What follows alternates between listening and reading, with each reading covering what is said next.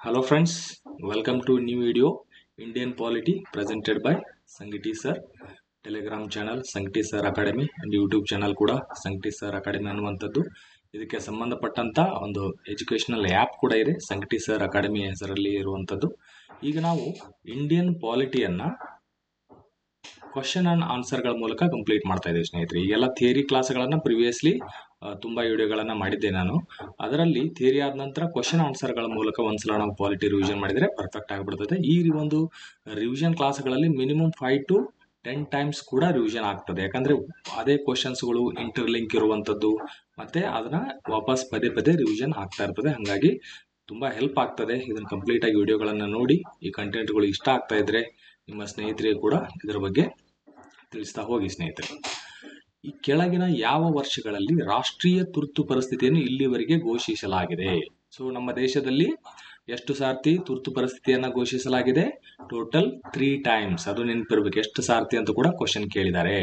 Okay, 3 times ಆಗಿದೆ. So ಯಾವ್ದದು 3 times? ಯಾವ ಯಾವ ವರ್ಷಗಳಲ್ಲಿ ಇದನ್ನ ಘೋಷಣೆ ಮಾಡಿದ್ದಾರೆ ನೋಡಿ. ಇಲ್ಲಿ 1961 ಆಪ್ಷನ್ ಎ, 1972, 1975. ಫಸ್ಟ್ 61 ಅಲ್ಲಿ, ಸೆಕೆಂಡ್ 72 ಅಲ್ಲಿ, ಥರ್ಡ್ 75, ಈ ತರ ಕೊಟ್ಟಿದ್ದಾರೆ.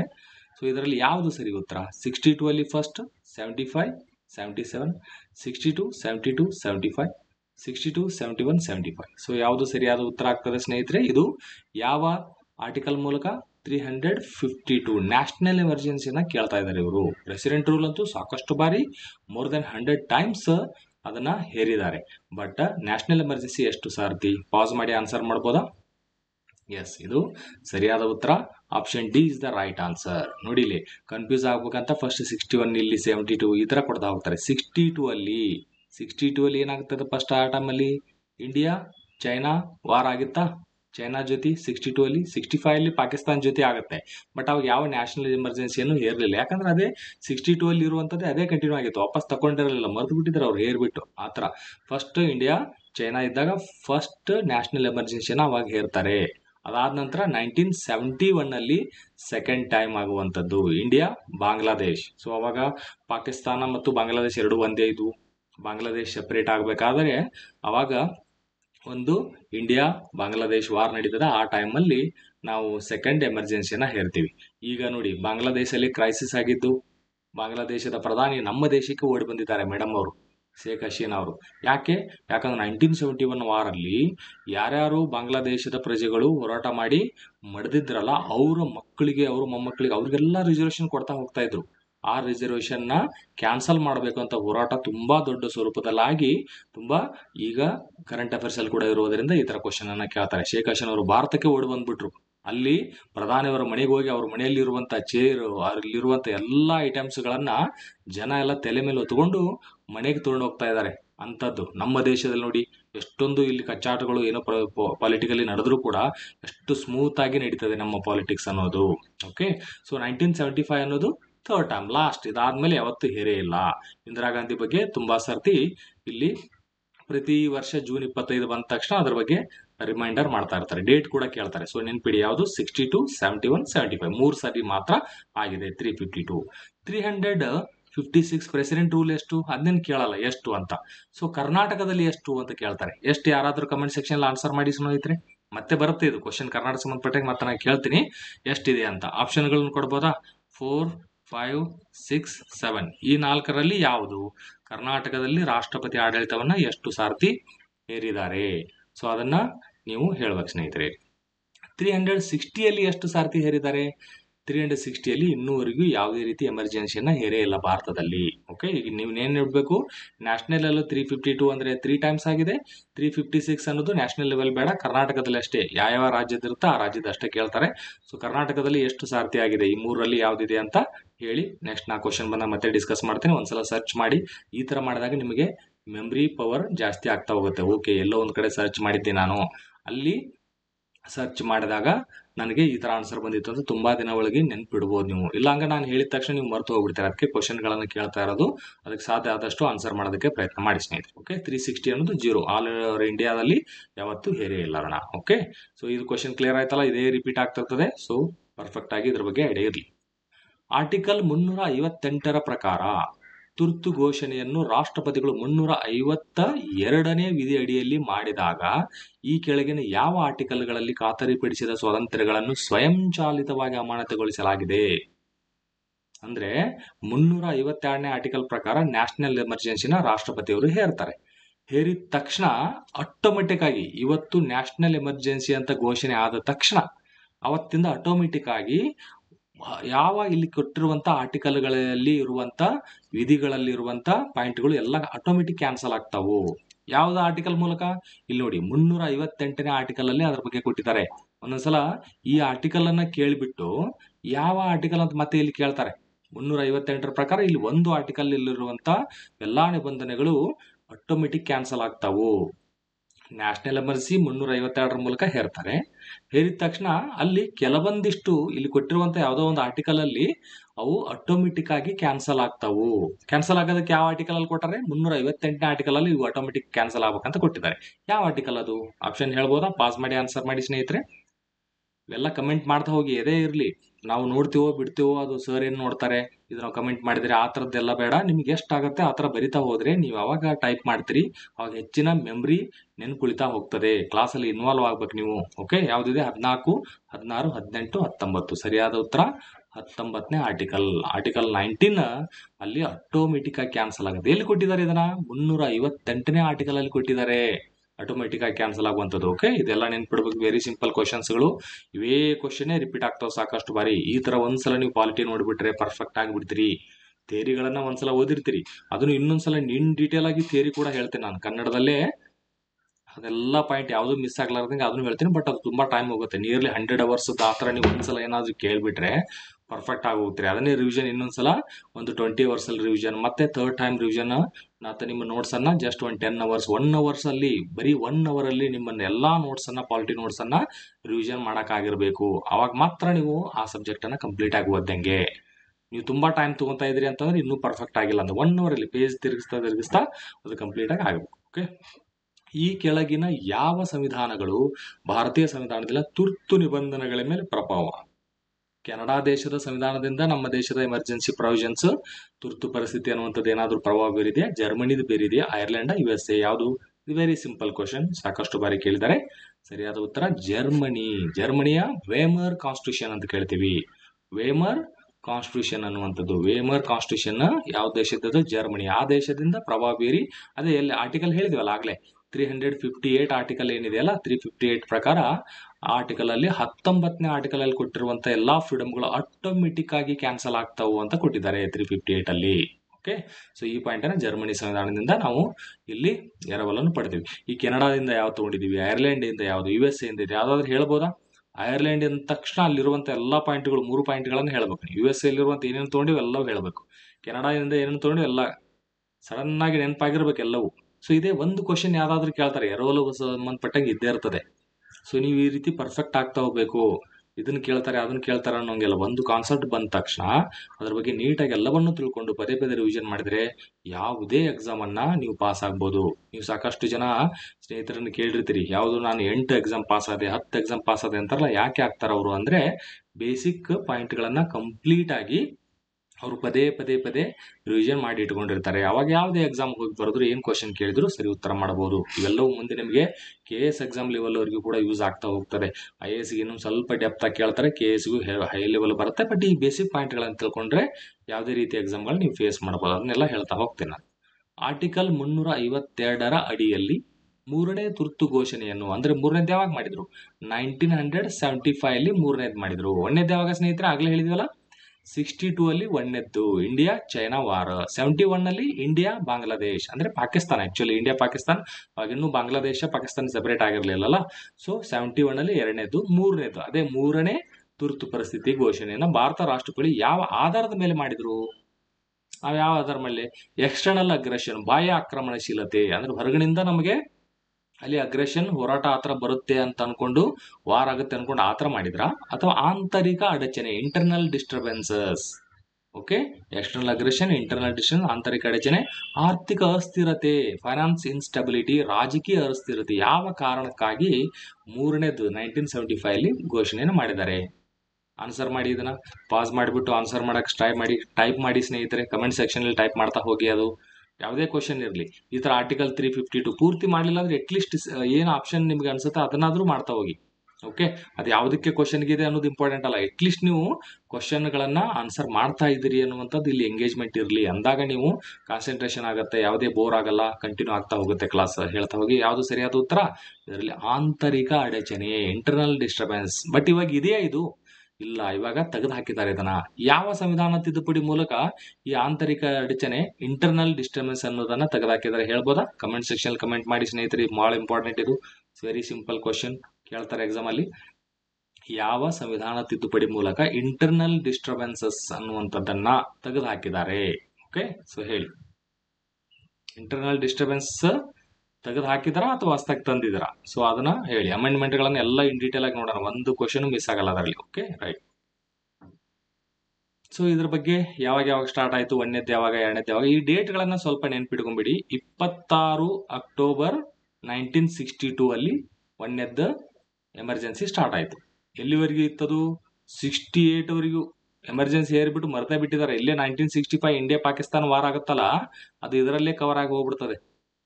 ಓಕೆ, 10th ಜನವರಿ 1968 ವರೆಗೂ ಆಗಿತ್ತು. ಎರಡನೇದ್ದು ಯಾವಾಗ?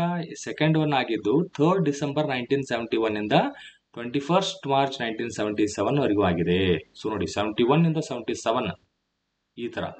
ಥರ್ಡ್ ಒನ್ ಯಾವಾಗ? Third one 25th June. ಈ ಡೇಟ್ ಕೂಡ ಕೇಳ್ತಾ ಇರ್ತಾರೆ. ಕರಾಳ ದಿನ ಅಂತ ಕೂಡ ಆಚರಣೆ ಮಾಡ್ತಾರೆ. 25th June 1975, 21st March 1977. ನೋಡಿ ಇಲ್ಲಿ 21st ಮಾರ್ಚ್, ಇದು ಕೂಡ. ಸೊ ಒಂದು ಎಮರ್ಜೆನ್ಸಿ ಇದ್ದಾಗ ಇನ್ನೊಂದು ಎಮರ್ಜೆನ್ಸಿ ಏರ್ಬೋದಾ? ಎಸ್, ಏರ್ಬೋದು, ಏನು ತೊಂದರೆ ಇಲ್ಲ. ಈಗ ಎರಡನೇದ್ದು ಆಲ್ರೆಡಿ ಇತ್ತದು. ಎಕ್ಸ್ಟರ್ನಲ್ ಅಗ್ರೆಷನ್ ಮೇಲೆ ನೋಡಿ, ಎಕ್ಸ್ಟರ್ನಲ್ ಅಗ್ರೆಷನ್, ಬಾಹ್ಯ ಆಕ್ರಮಣದ ನೆಲೆಯಲ್ಲಿ ಎರಡನೇ ತುರ್ತು ಪರಿಸ್ಥಿತಿಯನ್ನ ಹೇರಿದ್ರು. ಅದು ಆಲ್ರೆಡಿ ಚಾಲ್ತಿಯಲ್ಲಿತ್ತು. ಆದ್ರೂ ಇಂದಿರಾ ಗಾಂಧಿ ಅವರು ಮತ್ತೆ ರಾಷ್ಟ್ರಪತಿಯವರಿಗೆ ಹೇಳಿಬಿಟ್ಟು ಥರ್ಡ್ನೇದ್ದು ಕೂಡ ಮಾಡ್ತಾರೆ. ಅಂದ್ರೆ ಕ್ವಶನ್ ಕೇಳ್ತಾರೆ, ಒಂದು ತುರ್ತು ಪರಿಸ್ಥಿತಿಯಾಗಿ ಇನ್ನೊಂದು ತುರ್ತು ಪರಿಸ್ಥಿತಿಯನ್ನು ಹೇರ್ಬೋದಾ? ಎಸ್, ಹೇರ್ಬೋದು. ಇಂಟರ್ನಲ್ ಎಮರ್ಜೆನ್ಸಿ ಅಂತೇಳಿ ಮತ್ತೊಂದು ತಂದು ಹೇರಿದ್ದಾರೆ. ಸೊ ಆ ತುರ್ತು ಪರಿಸ್ಥಿತಿಯನ್ನು ಹೇರಿದಾಗ ರಾಷ್ಟ್ರಪತಿ ಯಾರಿದ್ರು ಅಂತ ಕೂಡ ಕ್ವಶನ್ ಕೇಳ್ತಾರೆ. ಆನ್ಸರ್ ಮಾಡಿ ಅದನ್ನ ಕಮೆಂಟ್ ಸೆಕ್ಷನ್ ಅಲ್ಲಿ. ಮತ್ತೆ ಇನ್ನೊಂದು ಕ್ವಶನ್ ಏನಂದ್ರೆ, ಇದರಲ್ಲಿ ಈ ಮೂರರಲ್ಲಿ ಯಾವುದು ಹೆಚ್ಚು ದಿನಗಳ ಕಾಲ ಇತ್ತು? ನೋಡಿ, ಈ ಡೇಟ್ ಗಳನ್ನ ಕೊಟ್ಟಿದ್ದೇನೆ ಆಲ್ರೆಡಿ, ನೆನ್ಪಿಟ್ಕೊಳ್ಳಿ. ಈ ಡೇಟ್ ಗಳನ್ನ, ಈ ಮೂರೇ ಇರೋದಲ್ವಾ, ಈ ಮೂರೇ ಎಮರ್ಜೆನ್ಸಿ ಇರೋದ್ರಿಂದ ಮೂರು ಡೇಟ್ ಗಳು ನೆನ್ಪಿಡಿ. ಕೆಲವೊಂದ್ಸಲ ಕೇಳ್ತಾರೆ. ಈಗ ಎಲ್ಲರೂ ಕ್ವಶನ್ ಆನ್ಸರ್ ಮಾಡುವಂತ ಕ್ವಶನ್ ಗಳನ್ನ ನೀವು ಆನ್ಸರ್ ಮಾಡಿದ್ರೆ ಒಂದು ಎವರೇಜ್ ಮಾರ್ಕ್ಸ್ ಬರ್ತದೆ. ಮತ್ತೆ ಫೇಲ್ ಆದೆ, 1 ಮಾರ್ಕ್ಸ್ ಅಲ್ಲಿ ಫೇಲ್ ಆದೆ, 2 ಮಾರ್ಕ್ಸ್, ಇವೇ ಕಥೆಗಳು ಆಗ್ತಾವ. ಅದಕ್ಕೆ ಕೆಲವೊಂದು ಕ್ವಶನ್ ಈ ತರ ನೀಟಾಗಿ ನೀವು ಓದ್ಕೊಂಡ್ರೆ ಅವ್ರಿಗೆ ಬೇರೆದವ್ರಿಗೆ ಟಫ್ ಆದಾಗ ನಿಮ್ಗೆ ಈಸಿಯಾಗಿ ಪಾಸ್ ಆಗಿ ಹೋಗ್ತೀರಿ. ಇಲ್ಲೇ ಇರುವಂತದ್ದು ಸಾಕಷ್ಟು ಜನ ಯಾಕೆ ಫೇಲ್ ಆಗ್ತಾರೆ ಓದಿದೆ ಅಂದ್ರೆ, ತಿರ್ಗಾ ಮರ್ಗ ಅದೇ ಏನು ಹಳೇದು ಓದಿರ್ತಾರೆ ಅದನ್ನೇ, ಹೊಸ ಪಾಯಿಂಟ್ಗಳು ಏನು ನೆನ್ಪಿಟ್ಕೊಂಡಿರೋದೇ ಇಲ್ಲ ಅವರು. ಸೊ ಈ ತರದ್ದು ನೆನ್ಪಿಟ್ಕೊಳ್ಳಿ ಡೇಟ್ಗಳನ್ನ ಇಷ್ಟೇ. ಓಕೆ, ಇಲ್ಲಿ ಏನು 2 ಕ್ವಶನ್. ಈಗ ಇಂದಿರಾ ಗಾಂಧಿ ಅವರು ಎಮರ್ಜೆನ್ಸಿಯನ್ನ ರಾಷ್ಟ್ರಪತಿ ಅವ್ರಿಗೆ ಹೇಳಿಸಿ, ಯಾಕಂದ್ರೆ ರಾಷ್ಟ್ರಪತಿನೇ ಅದನ್ನ ಎಮರ್ಜೆನ್ಸಿಯನ್ನ ಹೇರೋದು. ಯಾರಿದ್ರು ಅವಾಗ ರಾಷ್ಟ್ರಪತಿ? ಅದೊಂದು. ನಂತರದಲ್ಲಿ ಈ 3 ಎಮರ್ಜೆನ್ಸಿಗಳಲ್ಲಿ ಯಾವುದು ಹೆಚ್ಚು ದಿನಗಳ ಕಾಲ ಇತ್ತು, ಹೈಯೆಸ್ಟ್ ಜಾಸ್ತಿ ಇದ್ದಿದ್ದು ಯಾವುದು ಅಂತ ಆ ಕ್ವಶನ್ ಕೂಡ ಕೇಳಿದ್ದಾರೆ. ರೈಟ್. ಇಲ್ಲಿ ರಾಷ್ಟ್ರಪತಿಗಳು ರಾಷ್ಟ್ರೀಯ ತುರ್ತು ಪರಿಸ್ಥಿತಿಯ 352ನೇ ವಿಧಿ ಅಡಿಯಲ್ಲಿ ಇಡೀ ದೇಶದಲ್ಲಿ ಅಥವಾ ಯಾವುದೇ ಭಾಗದಲ್ಲಿ ಘೋಷಿಸಬಹುದು. ಯಾವ್ದನ್ನ ಮಾಡಬಹುದು? ಈಗ ಇಡೀ ನಮ್ಮ ಭಾರತ ದೇಶದೇ ಇದೆ ಅನ್ಕೊಳ್ಳಿ. ಇಲ್ಲಿ ಪೂರ್ತಿ ಭಾರತ ದೇಶಕ್ಕಾದ್ರೂ ಹೋಗ್ಬೋದು, ಅಥವಾ ಬರೀ ಕರ್ನಾಟಕಕ್ಕೆ ಒಂದ್ ಸ್ವಲ್ಪ ಭಾಗದಲ್ಲಿ ಮಾತ್ರ ಎಮರ್ಜೆನ್ಸಿ ಕೂಡ. ನ್ಯಾಷನಲ್ ಎಮರ್ಜೆನ್ಸಿಯನ್ನ ಇಡೀ ದೇಶಕ್ಕೆ ಹೇರ್ಬೇಕಂತಿಲ್ಲ, ಇಡೀ ದೇಶಕ್ಕಾದ್ರೂ ಹೇರ್ಬೋದು, ಅಥವಾ ದೇಶದ ಯಾವ್ದಾದ್ರು ಒಂದು ಭಾಗಕ್ಕೆ ಕೂಡ ಹೇರಬಹುದು. ಇದು ಯಾವ ಸಂವಿಧಾನ ತಿದ್ದುಪಡಿ ಹೇಳ್ತೀರಾ? ಮೊದ್ಲು ಇರ್ಲಿಲ್ಲ ಇದು. ಇದನ್ನ ಒಂದು ಸಂವಿಧಾನ ತಿದ್ದುಪಡಿ ಮೂಲಕ ಎರಡೂ ಸೇರಿಸಿದ್ರು. ಅಂದ್ರೆ ಮೊದಲು ಬರೀ ಇಡೀ ದೇಶಕ್ಕೆ ನ್ಯಾಷನಲ್ ಎಮರ್ಜೆನ್ಸಿ ಹೇರುವಂತದ್ದಿತ್ತು. ಈಗ ಹಂಗಿಲ್ಲ. ಎಲ್ಲಿ ಪ್ರಾಬ್ಲಮ್ ಇರ್ತದೆ ಅಲ್ಲಿ ಮಾತ್ರ ಕೂಡ ಇದು ನ್ಯಾಷನಲ್ ಎಮರ್ಜೆನ್ಸಿಯನ್ನ ಹೇರಬಹುದು. ಯಾವುದಂತ ಹೇರಿದ್ರು ಆ ತರ ಯಾವ ಸಂವಿಧಾನ ತಿದ್ದುಪಡಿ ಮೂಲಕ? ಇವೇ ಕ್ವಶನ್ಗಳೇ ರಿಪೀಟ್ ಆಗ್ತಾವು. ಅದಕ್ಕೆ ನಾವು ಅಟ್ಲೀಸ್ಟ್ ನಾನು ಹೇಳಿದ್ದನ್ನ ಆನ್ಸರ್ ಮಾಡ್ತಾ ಹೋದ್ರೆ ನೀವು ಇದು ತುಂಬಾ ಸರ್ತಿ ರಿವಿಷನ್ ಆಗುತ್ತೆ. ಯಾಕಂದ್ರೆ ಮತ್ತೆ ನಾವು ಕಾನ್ಸ್ಟಿಟ್ಯೂಷನಲ್ ಅಮೆಂಡ್ಮೆಂಟ್, ಸಂವಿಧಾನ ತಿದ್ದುಪಡಿಗಳನ್ನ ಚಾಪ್ಟರ್ ನೋಡ್ಬೇಕಾದ್ರೆ ಮತ್ತೆ ಅವು ರಿಪೀಟ್ ಆಗ್ತಾವು. ಸೊ ಅವಾಗ ನೀವು ಅಟ್ಲೀಸ್ಟ್ ಇದಕ್ಕೆ ಆನ್ಸರ್ ಅನ್ನು ಹುಡುಕ್ತಾ ಹೋದ್ರೆ ರಿವಿಷನ್ ಆಗ್ತಾ ಹೋಗುತ್ತೆ, ನಿಮಗೆ ಪರ್ಫೆಕ್ಟ್ ಆಗ್ತದೆ. ಇಷ್ಟು ನೋಡಿದ್ರೆ ಸಾಕು, more than sufficient. Okay, so ಇಲ್ಲಿ ಯಾವ್ದು ಅಂದ್ರೆ 352ನೇ ವಿಧಿ ಅಡಿಯಲ್ಲಿ ಯಾವ ತರ ಬಾಹ್ಯ ಆಕ್ರಮಣಶೀಲತೆ ಅದೊಂದನ್ನ ಮಾತ್ರ ಮಾಡಬಹುದಾ? ಆರ್ಮ್ಡ್ ರೆಬೆಲಿಯನ್ ಅಂತೀವಿ, ಸಶಸ್ತ್ರ ದಂಗೆ, ಇದು ಹೊಸದಾಗಿ ಬಂತು. ಓಕೆ, ಇಂಟರ್ನಲ್ ಡಿಸ್ಟರ್ಬೆನ್ಸಸ್ ಬದಲಾಗಿ ಅಂತ ತೆಗೆದ್ಬಿಟ್ಟು ಆರ್ಮ್ಡ್ ರೆಬೆಲಿಯನ್ ಹೊಸದಾಗಿ ಹಾಕಿದ್ರು. ಆಂತರಿಕ ಅಡಚಣೆ ಆ ಕಾರಣದಿಂದ ಆಗತ್ತಾ ಅಥವಾ ಬೋತ್ 1 and 2? ಹಿಂಗಂದ್ರೆ ಏನು ಬೋತ್ 1 and 2 ಅಂದ್ರೆ? ಇಲ್ಲಿ ಬಾಹ್ಯ ಆಕ್ರಮಣ ಇದ್ದಾಗ ಮತ್ತು ಸಶಸ್ತ್ರ ದಂಗೆ ಇದ್ದಾಗ ಎರಡೂ ಇದ್ದಾಗೂ ಕೂಡ ಈ ತರ 352ನೇ ಪ್ರಕಾರ ನ್ಯಾಷನಲ್ ಎಮರ್ಜೆನ್ಸಿನ ಇಡೀ ದೇಶಕ್ಕೆ ಅಥವಾ ಯಾವ್ದಾದ್ರು ಒಂದು ಭಾಗದಲ್ಲಿ ಹೇರಬಹುದಂತೆ. ಸರಿಯಾದ ಉತ್ತರ ಯಾವುದು? ಎಸ್, ಸರಿಯಾದ ಉತ್ತರ ಆಪ್ಷನ್ ಡಿ 2. ಅಂದ್ರೆ ಬಾಹ್ಯ ಆಕ್ರಮಣಶೀಲತೆಯನ್ನು ಕೂಡ ಇಡೀ ದೇಶಕ್ಕೆ ನ್ಯಾಷನಲ್ ಎಮರ್ಜೆನ್ಸಿ ಇರಬಹುದು 352ರ ಪ್ರಕಾರ. ಅದೇ ರೀತಿ ಯಾವ್ದಾದ್ರು ಒಂದು ಭಾಗಕ್ಕೆ ಇರಬಹುದು. ಅದೇ ರೀತಿ ಆರ್ಮ್ಡ್ ರೆಬೆಲಿಯನ್ ಇದೆಯಲ್ಲ, ಅದನ್ನೂ ಕೂಡ ಇಡೀ ದೇಶಕ್ಕೆ ಹೇರಬಹುದು ಅಥವಾ ಒಂದು ಭಾಗಕ್ಕೆ ಮಾತ್ರ ಹೇರಬಹುದು. ಈ ಇಂಟರ್ನಲ್ ಆಂತರಿಕ ಅಡಚಣೆ ಅನ್ನುವಂಥದ್ದು ಇಲ್ಲ. ಇಂಟರ್ನಲ್ ಡಿಸ್ಟರ್ಬೆನ್ಸ್ ತೆಗೆದಾಕಿದ್ದಾರೆ. ಯಾವ ತಿದ್ದುಪಡಿ ಮೂಲಕ ತೆಗೆದಾಕಿ ಹೊಸದಾಗಿ ಸಶಸ್ತ್ರ ದಂಗೆ ಅಂತ ತಂದ್ರು ಅನ್ನೋದನ್ನ ಹೇಳ್ಬೇಕು. ಇದು ನೋಡಿ ಕ್ವಶನ್ ಚೆನ್ನಾಗಿದೆ. ಈ ತರ ಶೆಡ್ಯೂಲ್ಗಳ ಮೇಲೆ, ಅನುಚ್ಛೇದಗಳ ಮೇಲೆ, ಇದರ ಶೆಡ್ಯೂಲ್ಗಳ ಮೇಲೆ ಕೂಡ ಕೇಳ್ತಾರೆ. ಎಷ್ಟು ಶೆಡ್ಯೂಲ್ ಇದಾವು ಕಮೆಂಟ್ ಮಾಡಿ ಸ್ನೇಹಿತರೆ. ಶೆಡ್ಯೂಲ್ಗಳು ಟೋಟಲ್ ಎಷ್ಟು ನಮ್ಮ ಸಂವಿಧಾನದಲ್ಲಿ? ಒರಿಜಿನಲ್ ಕಾನ್ಸ್ಟಿಟ್ಯೂಷನ್ ಎಷ್ಟಿದು, ಈಗ ಎಷ್ಟಿದವು? ಭಾರತೀಯ ಸಂವಿಧಾನದ ಶೆಡ್ಯೂಲ್ ಅನ್ನು ಉಲ್ಲೇಖಿಸಿ ಕೆಳಗಿನವುಗಳಲ್ಲಿ ಯಾವುದು ಸರಿಯಾದ ಹೊಂದಾಣಿಕೆ? ಇಲ್ಲಿ ಅವರೇ ಹೊಂದಾಣಿಕೆ ಕೊಟ್ಟಿದ್ದಾರೆ. 2ನೇ ಶೆಡ್ಯೂಲು ರಾಷ್ಟ್ರಪತಿಗಳು, ಉಪರಾಷ್ಟ್ರಪತಿಗಳು ಇತ್ಯಾದಿಗಳ ವೇತನ, ಅವರ ಸ್ಯಾಲರಿ ಬಗ್ಗೆ ಹೇಳುತ್ತೆ ಅಂತ ಹೇಳ್ತಾರೆ. 3ನೇ ಶೆಡ್ಯೂಲು ರಾಜ್ಯಸಭೆಯಲ್ಲಿ ಸ್ಥಾನಗಳ ಹಂಚಿಕೆ. ರಾಜ್ಯಸಭೆಯಲ್ಲಿ ಕರ್ನಾಟಕಕ್ಕೆ ಎಷ್ಟು ಸ್ಥಾನ ಹೇಳಿ, ಅದನ್ನ ಕಮೆಂಟ್ ಸೆಕ್ಷನ್ ಅಲ್ಲಿ. ಹೈಯೆಸ್ಟ್ ಉತ್ತರ ಪ್ರದೇಶಕ್ಕೆ ಎಷ್ಟು ಸ್ಥಾನ. ಸೊ ಈ ತರ ಹಂಚಿಕೆಯನ್ನ 3ನೇ ಶೆಡ್ಯೂಲ್ ಅಲ್ಲಿ ಕೊಟ್ಟಿದ್ದಾರೆ ಅಂತ. 4ನೇ ಶೆಡ್ಯೂಲ್ ಅಲ್ಲಿ ಸಾಂವಿಧಾನಿಕ ಹುದ್ದೆ ಹೊಂದಿರುವ ಪ್ರಮಾಣ ವಚನ ಓತನ್ನ ತಗೊಳ್ಳೋದು 4ನೇ ಶೆಡ್ಯೂಲ್ ಅಲ್ಲಿ ಕೊಟ್ಟಿದ್ದಾರೆ ಅಂತ ಹೇಳಿದ್ದಾರೆ. ಸೊ ಈ 3ರಲ್ಲಿ ಹೊಂದಾಣಿಕೆ ಅವರೇ ಕೊಟ್ಟುಬಿಟ್ಟಿದ್ದಾರೆ. ಎಷ್ಟು ಸರಿ ಇದಾವು ಇವು? ಆಪ್ಷನ್ ಎ ಏನಿದೆ ಕೇವಲ 1 ಮತ್ತು 2. ಅವ್ರೇನ್ ಹೇಳ್ತಾರೆ 1 ಮತ್ತು 2 ಮಾತ್ರ ಸರಿ ಇದೆ, 3ನೇ ತಪ್ಪು ಅಂತ ಹೇಳ್ತಾರೆ. ಕರೆಕ್ಟ್ ಅದು ಹೇಳುದು ಕೇವಲ 2 ಮತ್ತು 3 ಇದೆ, ಕೇವಲ 1, 2, 3 ಎಲ್ಲವೂ ಸರಿ ಇದೆ ಅಂತ ಹೇಳ್ತಾರೆ. ಯಾವುದು ಸರಿ ಇದೆ ಸ್ನೇಹಿತರೆ? ಇಲ್ಲಿ ಸರಿಯಾದ ಉತ್ತರ ಆಪ್ಷನ್ ಎ, ಕೇವಲ 1 ಮತ್ತು 2, 3ನೇದ್ದು ರಾಂಗ್ ಇದೆ. ರಾಂಗ್ ಇದೆ ಅಂದ್ರೆ 4ನೇ ಶೆಡ್ಯೂಲ್ ಹಾಗಾದ್ರೆ ಏನಿದೆ ಅದೊಂದು ಆನ್ಸರ್ ಮಾಡಿ. ಮತ್ತು ಪ್ರಮಾಣ ವಚನ ತಗೊಳ್ಳುವಂಥದ್ದು ಯಾವ ಶೆಡ್ಯೂಲ್ ಅಲ್ಲಿ ಕೊಟ್ಟಿದ್ದಾರೆ ಅದೊಂದನ್ನ ಹೇಳ್ಬೋದಾ? ಈ ರೀತಿ ಕ್ವಶನ್ ಸಾಕಷ್ಟು ಬಾರಿ ಕೇಳಿದ್ದಾರೆ ಸ್ನೇಹಿತರೆ, ರಿಪೀಟ್ ಆಗ್ತಾವು. ಅದಕ್ಕೆ ನೀವು ಹೇಳಿದ್ದನ್ನ ಸ್ವಲ್ಪ ಹೋಮ್ವರ್ಕ್ ಅನ್ನ ಮಾಡ್ತಾ ಹೋಗಿ, ಅವಾಗ ನೀವು ಇನ್ವಾಲ್ವ್ ಆಗ್ತೀರಿ. ಅವಾಗ ನಿಮ್ಮ ಮೈಂಡ್ ಕೂಡ ಸ್ಟಡಿ ಬಗ್ಗೆ ಕಾನ್ಸಂಟ್ರೇಟ್ ಆಗುತ್ತೆ. ಇಲ್ಲಾಂದ್ರೆ ಅನ್ನೆಸೆಸರಿ ಏನೋ ವಿಚಾರ ಮಾಡೋದು, ರೀಲ್ಸ್ ಗಳನ್ನ ನೋಡೋದು, ಮೊಬೈಲ್ ತೆಗೆದ್ಬಿಟ್ರೆ ಕಾಮಿಡಿ ನೋಡ್ತಾ ಇರೋದು, ಬರೀ ಟೈಮ್ ವೇಸ್ಟ್ ಮಾಡೋದು, ಈ ತರದ್ದು ಆಗ್ಬಾರ್ದು. ಈ ತರ ಅಟ್ಲೀಸ್ಟ್ ಹೇಳಿದ್ದನ್ನ ಹೋಮ್ವರ್ಕ್ ಅನ್ನ ಸ್ವಲ್ಪ ಮಾಡ್ತಾ ಹೋದ್ರೆ ನೀವು ಇನ್ವಾಲ್ವ್ ಆಗ್ತೀರಿ. ಈ ಸಿರೀಸ್ ಅನ್ನ ಒಂದು ಸರ್ತಿ ನೋಡಿ, ನಿಯರ್ಲಿ 1000 ಕ್ವಶನ್ಸ್ ಪಾಲಿಟಿ ಮೇಲೆ ನಾನು ಮಾಡ್ತಾ ಇದ್ದೀನಿ. ಇದು ನೋಡ್ಬಿಟ್ರೆ ಪರ್ಫೆಕ್ಟ್ ಆಗ್ಬಿಡ್ತೀರಿ. ಇದು ಮಾಡಿದ ತಕ್ಷಣ ನಾನು ಇಂಡಿಯನ್ ಎಕನಾಮಿ ಕೂಡ, ಕರ್ನಾಟಕ ಎಕನಾಮಿ ಅದನ್ನ ಕಂಪ್ಲೀಟ್ ಆಗ್ತೀನಿ. ಅದಾದ ನಂತರ history, Karnataka history, Indian history ಎಲ್ಲವೂ ಈ ತರ ಎಲ್ಲಾ ಸಬ್ಜೆಕ್ಟ್ ಕ್ವಶನ್ ಆನ್ಸರ್ ಗಳನ್ನ ಕಂಪ್ಲೀಟ್ ಆಗಿ ಮುಗಿಸ್ತೀನಿ. ಓಕೆ, ಸರಿ. ಭಾರತದ ಎಷ್ಟು ರಾಷ್ಟ್ರಪತಿನ ಅವಿರೋಧವಾಗಿ ಆಯ್ಕೆ ಮಾಡಲಾಗಿದೆ? ಅಂದ್ರೆ ಅವಿರೋಧವಾಗಿ ಅಂದ್ರೆ ಏನು? ಅನ್ಅಪೋಸ್ಡ್ ಅಂದ್ರೆ ಏನು? ಎಲೆಕ್ಷನ್ ನಡೆದೇ ಇಲ್ಲ ಅನ್ನಂಗೆ.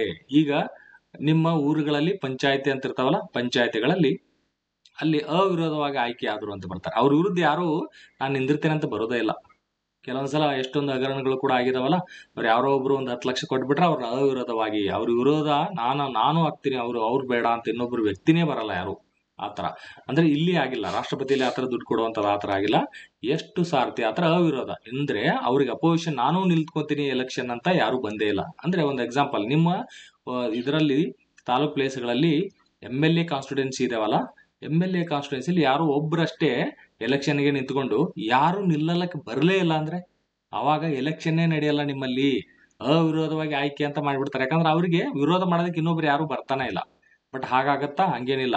ಯಾಕಂದ್ರೆ ನಿಮ್ಮಲ್ಲಿ ನೀವು ನೋಡ್ಬೋದು ಎಷ್ಟೆಷ್ಟು ಕ್ಯಾಂಡಿಡೇಟ್ 15, 20, 30 ಜನ ನಿಂತ್ಕೊಂತಾರೆ ಒಂದೊಂದು ಕಾನ್ಸ್ಟಿಟ್ಯೂನ್ಸಿಗೆ, ಹಂಗೆಲ್ಲ ಇರ್ತದೆ.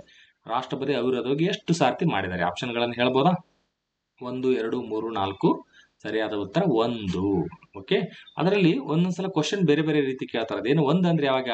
ಇಲ್ಲಿ ನೀಲಂ ಸಂಜೀವ್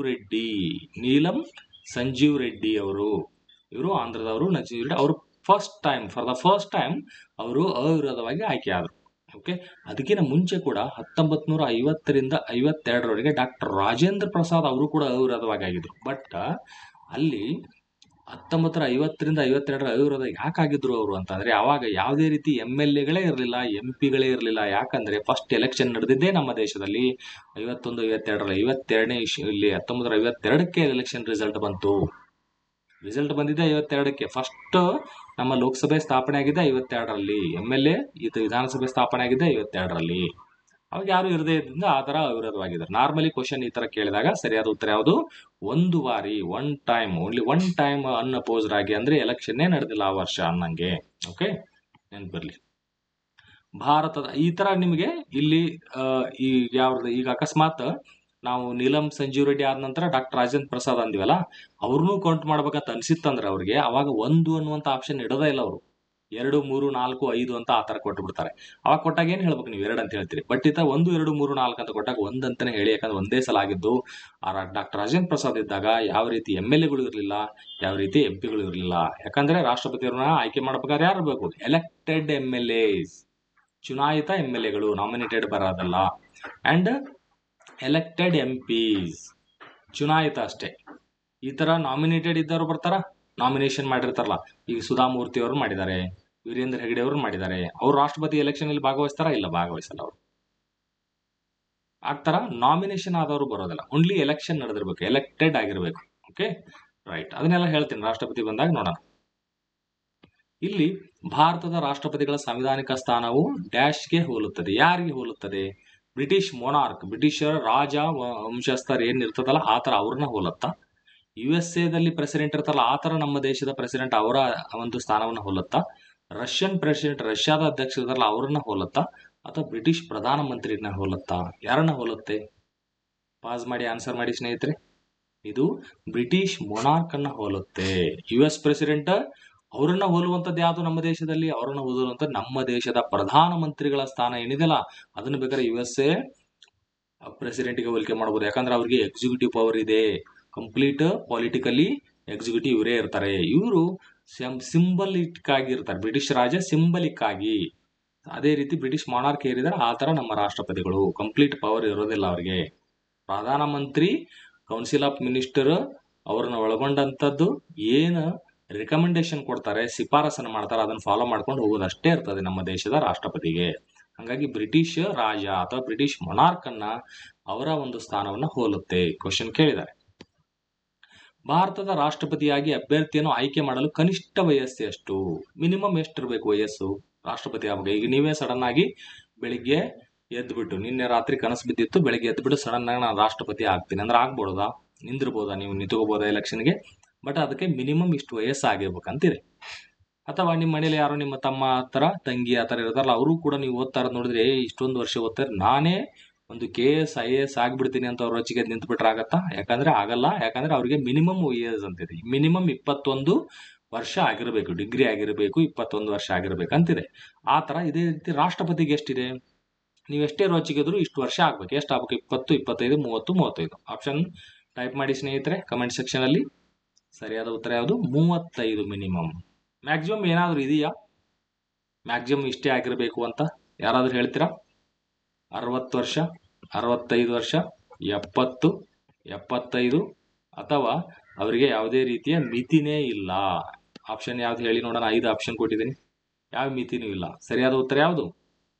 ಇಲ್ಲಿ ಮ್ಯಾಕ್ಸಿಮಮ್ ಲಿಮಿಟ್ ಅನ್ನೋದು ಏನು ಇರೋದಿಲ್ಲ, ಮಿತಿನೇ ಇಲ್ಲ. ಎಷ್ಟು ಬೇಕಾದಷ್ಟು. ನೀವು 99, 100 ವರ್ಷ ಆದ್ರೂ ಇನ್ನೇನು ನಾಳೆ ಸಾಯ್ತಾ ಇದ್ರು ನೀವು ರಾಷ್ಟ್ರಪತಿಯಾಗಿ ನಿಂದಿರ್ಬೋದು. ಪೊಲಿಟಿಕಲಿ ಆ ತರ ಕೆಲವೊಂದ್ಸಲ ಆಗ್ತಿರ್ತಾವು. ಆಲ್ಮೋಸ್ಟ್ 80, 90 ಏಜ್ ಇದ್ರು ಆಗಿದ್ದಾರೆ ಎಷ್ಟೋ ಜನ. ರೈಟ್. ಮಿನಿಮಮ್ 35, ಮ್ಯಾಕ್ಸಿಮಮ್ ಮಿತಿ ಇಲ್ಲ. So point. ಯಾರ್ಯಾರಿಗೆ ಮಿನಿಮಮ್ ಮ್ಯಾಕ್ಸಿಮಮ್ ಸಾಕಷ್ಟು ಬಾರಿ ಕ್ವಶನ್ ಕೇಳಿದ್ದಾರೆ. ರಾಷ್ಟ್ರಪತಿಯವರಿಗೆ ಮಿನಿಮಮ್ ಎಷ್ಟು? 35, ಮ್ಯಾಕ್ಸಿಮಮ್ ಇಲ್ಲ. ಉಪರಾಷ್ಟ್ರಪತಿಗೆ ಮಿನಿಮಮ್ 35, ಮ್ಯಾಕ್ಸಿಮಮ್ ಇಲ್ಲ. MLA ಆಗ್ಬೇಕಂದ್ರೆ ಮಿನಿಮಮ್ 25, ಮ್ಯಾಕ್ಸಿಮಮ್ ಏನು ಮಿತಿ ಇಲ್ಲ. ನೀವೆಷ್ಟು ಬೇಕಾದಷ್ಟು. ನಾಳೆನೆ ನಿಮ್ದು ಯಮರಾಜ ಬಂದು ಕರ್ಕೊಂಡು ಹೋಗ್ತಾ ಇದ್ರು, ಇವತ್ತು ನೀವು ಎಲೆಕ್ಷನ್ ನಿಂತು ಗೆಲ್ಬಹುದು. ಲೋಕಸಭಾ ಇದಕ್ಕೆ 25, MLA ಆಗ್ಬೇಕಂದ್ರೆ 25 ವರ್ಷ ಆಗಿರ್ಬೇಕು, MP ಈ ತರ ಆಗ್ಬೇಕಂದ್ರು 25 ವರ್ಷ ಆಗಿರ್ಬೇಕು. ಈಗ ನಮ್ಮ ಕರ್ನಾಟಕದಲ್ಲಿ ಅತಿ ಯಂಗೆಸ್ಟ್ ಯಾರು? ಈ ಒಂದು ಲೋಕಸಭಾ ಎಲೆಕ್ಷನ್ ಜೂನ್ ತಿಂಗಳಲ್ಲಿ ರಿಸಲ್ಟ್ ಬಂತಲ್ಲ, June 4ರಲ್ಲಿ ರಿಸಲ್ಟ್ ಬಂತಲ್ಲ, ಅದರಲ್ಲಿ ಯಂಗೆಸ್ಟ್ ಯಾರಾದ್ರೂ ಹೇಳ್ತೀರಾ? ಕರ್ನಾಟಕದಲ್ಲಿ ಈ ಸಾರಿ ಲೋಕಸಭೆಯಿಂದ ಯಂಗೆಸ್ಟ್ ವ್ಯಕ್ತಿ ಯಾರಾಗಿದ್ದಾರೆ ಮತ್ತು ಟೋಟಲ್ ಇನ್ನೂವರೆಗೂ ಯಂಗೆಸ್ಟ್ ಕರ್ನಾಟಕದಲ್ಲಿ ಯಾರು ಅಥವಾ ಭಾರತದಲ್ಲಿ ಯಂಗೆಸ್ಟ್ ಯಾರು? ಯಂಗೆಸ್ಟ್ ಅಂದ್ರೆ ಇಮಿಡಿಯೇಟ್ 25 ಆದ ತಕ್ಷಣ ಗೆದ್ದು ಬಿಟ್ಟಿರ್ತಾರೆ ಅವರು. 25ರಿಂದ 30 ವರ್ಷ ಒಳಗೆ ಇರ್ತಾರೆ. ರಾಜ್ಯಸಭಾ ಹೋಗ್ಬೇಕಂದ್ರೆ ನೀವು ಅವಾಗ ಮಿನಿಮಮ್ 30 ಆಗಿರ್ಬೇಕು, 25 ಅಲ್ಲ. ಅವಾಗ MLC ಆಗ್ಬೇಕಂದ್ರೆ ಮಿನಿಮಮ್ 30 ಆಗಿರ್ಬೇಕು. ನೀವು ಪಂಚಾಯತ್ ಎಲೆಕ್ಷನ್ ನಿಂದಿರ್ಬೇಕಂದ್ರೆ ಎಷ್ಟಿರ್ಬೇಕು ಹೇಳಿ ಕಮೆಂಟ್ ಮಾಡಿ ನೋಡೋಣ. ನಿಮ್ಮ ಊರಲ್ಲಿ ಪಂಚಾಯತ್ ಇದೆ, ಆ ಪಂಚಾಯತ್ ನೀವು ಎಲೆಕ್ಷನ್ ನಿಂತ್ಕೋಬಹುದು. ಅದಕ್ಕೆ ಎಷ್ಟು ವಯಸ್ಸಾಗಿರ್ಬೇಕು ಕಮೆಂಟ್ ಮಾಡಿ. ಮಸೂದೆಯು ಸಂಸತ್ತಿನ ಕಾಯ್ದೆಯಾಗಲು ಸಾಧ್ಯವಿಲ್ಲ. ಎಲ್ಲಿವರೆಗೂ ಸಾಧ್ಯವಿಲ್ಲ ಅಂದ್ರೆ, ಯಾವುದೋ ಒಂದು ಮಸೂದೆ, ಬಿಲ್ ಅಂತೀವಲ್ಲ, bill can not become an act. ಯಾವುದೇ ಒಂದು ಮಸೂದೆ ಕಾಯ್ದೆ ಆಗೋದಿಲ್ಲ. ಎಲ್ಲಿವರೆಗೆ ಆಗಲ್ಲ ಅದು? ಯಾವಾಗ ಆಗುತ್ತೆ ಅನ್ನೋದನ್ನ ಕೇಳ್ತಾ ಇದ್ದಾರೆ. ಲೋಕಸಭಾ ಅಂಗೀಕರಿಸಿದೆ ಆಗ್ಬಿಡ್ತದ? ಲೋಕಸಭೆ ಆ ಒಂದು ಮಸೂದೆಯನ್ನು ಅಂಗೀಕರಿಸಿದ್ರೆ ಆಗತ್ತಾ? ರಾಜ್ಯಸಭೆ ಅಂಗೀಕರಿಸಿದ್ರೆ ಆಗತ್ತಾ? ರಾಷ್ಟ್ರಪತಿಯವರಿಂದ ಒಪ್ಪಿಗೆ ಸಿಕ್ಕರೆ ಆಗತ್ತಾ? ಅಥವಾ ಲೋಕಸಭೆ ಮತ್ತು ರಾಜ್ಯಸಭೆ ಎರಡೂ ಅಂಗೀಕರಿಸಿದ್ರೆ ಅವಾಗ ಆಗತ್ತಾ? ಪೋಲ್ ಮಾಡಬಹುದಾ? ಪೋಲ್ ಮಾಡಿ ಸ್ನೇಹಿತರೆ, ಚೆನ್ನಾಗಿದೆ ಕ್ವಶನ್. ಇದಕ್ಕೆ ಸರಿಯಾದ ಉತ್ತರ ಯಾವುದು? C is the right answer. ರಾಷ್ಟ್ರಪತಿಯವರಿಂದ ಒಪ್ಪಿಗೆ. ಕೆಲವೊಂದು ಜನ ಏನಂತೀರಿ, ಲೋಕಸಭೆ ರಾಜ್ಯಸಭೆ ಅಂಗೀಕಾರ ಆಗ್ಬಿಟ್ರೆ ಅದಂಗೆ ಅಲ್ಲ ಅಂತ. ಇಲ್ಲ, ಅದಂಗ ಅಲ್ಲದು. ರಾಷ್ಟ್ರಪತಿಯವರಿಂದ ಅಂಕಿತ. ಬಟ್ ರಾಷ್ಟ್ರಪತಿಯವರಿಂದ ಯಾವಾಗ ಅಂಕಿ ಸಿಗುತ್ತೆ? ಲೋಕಸಭೆ ಮತ್ತು ರಾಜ್ಯಸಭೆಯಲ್ಲಿ ಪಾಸ್ ಆದ್ಮೇಲೆ ನೆಕ್ಸ್ಟ್ ಸ್ಟೆಪ್ ರಾಷ್ಟ್ರಪತಿಗೆ ಹೋಗುತ್ತೆ. ರಾಷ್ಟ್ರಪತಿಯವರು ಸೈನ್ ಮಾಡಿದ್ಮೇಲೆ ಅವಾಗ ಅದು ಒಪ್ಪಿಗೆ ಸಿಗ್ತದೆ ಸ್ನೇಹಿತರೆ. ಈಗ ಈಗ ಒಂದು ಹುಡುಗ ಹುಡುಗಿ ಇದ್ರಿ, ನೀವು ಹುಡುಗ ಇಬ್ರು ಒಪ್ಕೊಂಡ್ಬಿಟ್ರೆ ಮದುವೆ ಆಗ್ಬಿಡ್ತದ? ನಿಮ್ಮ ಪೇರೆಂಟ್ಸ್ ಕೂಡ ಒಪ್ಕೋಬೇಕಂತ. ನೆಕ್ಸ್ಟ್ ಆತರ ಕಾಯ್ದೆ ಆಗ್ಬೇಕಂದ್ರೆ ಅದು ಅಲ್ಲಿವರೆಗೂ ಹೋಗ್ಬೇಕು. ನಾವೇ ಒಪ್ಕೊಂಡ್ಬಿಟ್ರೆ ಮತ್ತೇನು ಅಂತ ಆತರ ಲೆಕ್ಕ ಹೇಳುವಂಗಿಲ್ಲ. ಲೋಕಸಭೆ ರಾಜ್ಯಸಭೆ ಅಂಗೀಕಾರ ಆದ್ರೆ ಇದು ರಾಂಗ್ ಆಗುತ್ತೆ, ಇದನ್ನ ಹೇಳುವಂಗಿಲ್ಲ. ಇದಷ್ಟೇ ಆದ್ರೆ ಆಗಲ್ಲ. ಕಾಯ್ದೆ ಅನ್ನೋದು ಯಾವಾಗ ಆಗುತ್ತೆ? ಲೋಕಸಭೆ ರಾಜ್ಯಸಭೆ ಆಗಿ ನಂತರ ರಾಷ್ಟ್ರಪತಿಯವರಿಂದ ಒಪ್ಪಿಗೆ ಸಿಕ್ಕರೆ ಅಂದ್ರೆ ಅರ್ಥ ಏನು? ಯಾವಾಗ ಕೊಡ್ತಾರೆ ರಾಷ್ಟ್ರಪತಿಯವರು ಒಪ್ಪಿಗೆ?